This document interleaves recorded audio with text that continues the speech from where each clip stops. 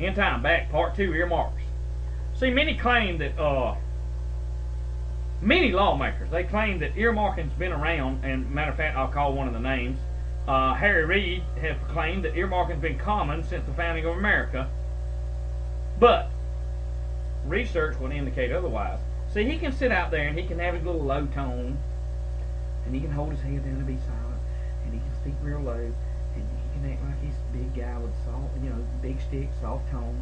He goes, well, I gotta tell you, it's this, it's that. It's been around since the founding of America, and we're gonna go ahead with earmarks. Well, guess what? Harry Reid, you stupid imbecile. Rape's been around since the founding of America. Okay? Murder's been around since the founding of America. That don't make it right. Let's move on.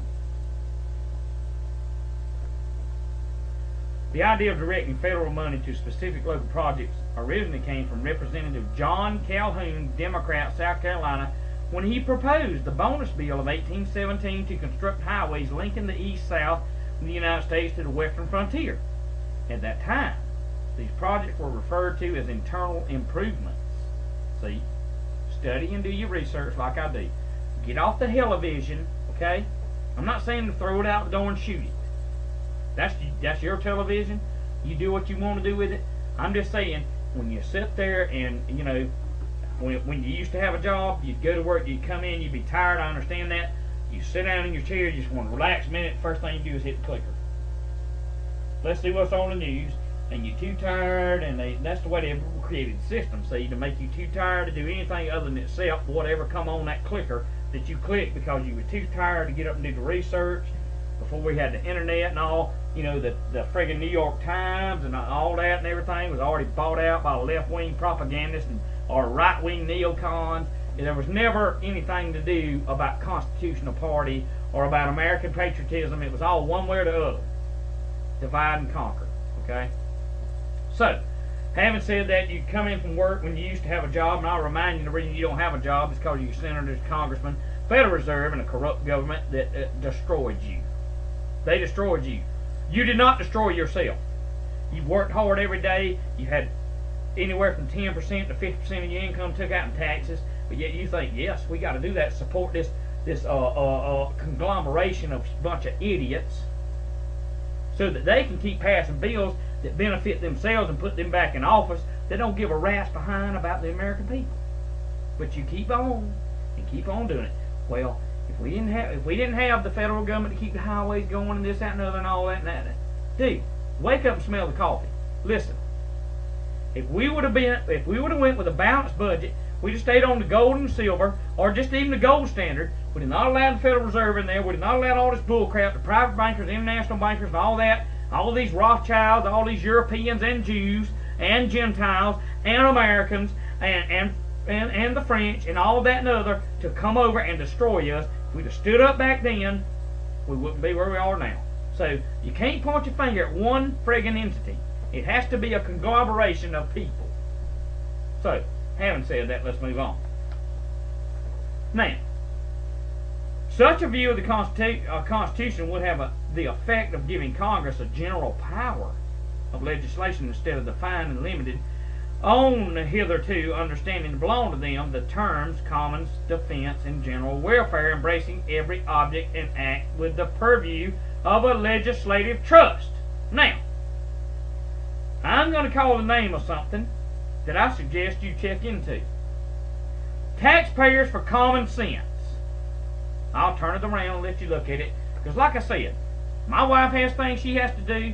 We got a 2-year-old. We got a 4-year-old. We got other kids that are growing up. We got life to live too. I can't spend all my time trying to type. The way I type is one finger. Click, click, click, click, click.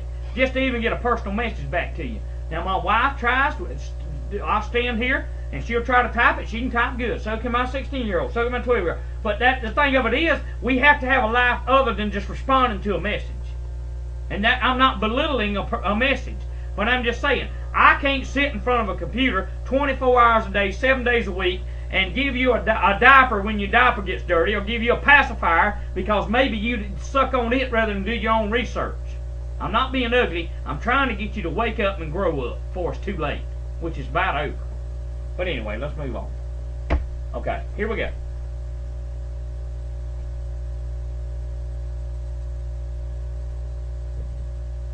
See this?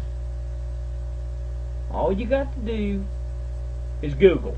If you've got a computer and you're watching me, you're able to Google, type it in. History of earmarking. Type it in. Do your own research. I don't know whether there'll be a link here or not. You know, well, it'll make it a lot easier in time if you put the links. I know a lot of people have time and ability to put them. I'm here scratching notes on chicken scratch. My wife can barely read, okay, because I can't write worth a darn. Then she comes in here after she gets the babies to sleep, and she spends her time, 12:30, 1 o'clock, 2 o'clock in the morning, trying to download it or upload this stuff and get it to you, and then I hear bitching and whining and moaning about they ain't got the friggin' link. Man, wake up. Anyway, I thought I'd throw that out there just because I can. Taxpayer for Common Sense, the independent watchdog organization, argued that widespread earmarking is a relatively new phenomenon in American politics. The organization cites the evolution of earmarks since the 70s. I won't remind you. Figure out who was in there in the 70s and president. 1970 Defense Appropriation Bill had dozens of earmarks. 80 Bill, 62, 2005 Defense Bill, including 2000. Watch, in 2005, the Defense Bill had 2,671 earmarks. One of the earmarks in the 2005 bill was money to eradicate brown tree snakes in Guam. What on earth do we need to pay for the eradication of brown tree snakes in Guam on a defense bill? Because this SOB had ties and got kickbacks from Guam, whoever sponsored it. You don't have to be friggin' brilliant to figure out what End Time's telling you. And I'll remind you, every earmark that's put out is not put out of his friggin' pocket. If he had to take it out of his billfold on his hip, by God, it'd be shut down now. But he spends your money and your children's money. He spent your mama's money. He spent your daddy's money. He spent your granddaddy's money, your grandpa's money. I mean, great-grandpa, and the children that your grandchildren would ever hope to have that ain't going to happen. They already spent it. But they're not breaking no laws, right? How on earth can we be this stupid in America? How on earth can we be this stupid to believe that what them idiots on TV and what them idiots in Congress, just because they got a friggin' suit on, just because they got a little flag of America, and I'm not pissed off because Barack don't wear one. At least you know he don't pledge allegiance to America. I mean, when he don't put his hand over, you know good and well what he is. Bam. So why argue over it? Why worry about it? You know he's a friggin' Marxist communist. You know he wasn't born in America. Why worry about it? You already know what you're up against. You're up against an enemy, okay? And everybody he's hired is part of that enemy New World Order system because he's only part of the enemy. I mean, realize and understand that common sense and intelligence goes a whole hell of a lot further than a Harvard University degree. Any day of the week. I'll remind you of this. Times change so fast, technology and knowledge increases so fast, a person that goes to college for 5 years or 4 years, the first year they learn something in college, by the third year that crap is out of date. Look it up for yourself. Hey, I barely got out of high school. I did make 100. Yeah, it was English. I made a 50 the first 6 weeks, a 50 the second 6 weeks. About the third 6 weeks I had 100. Therefore, in the elite size, I'm considered, how would I put this, illegitimate and deletable offspring that is no good.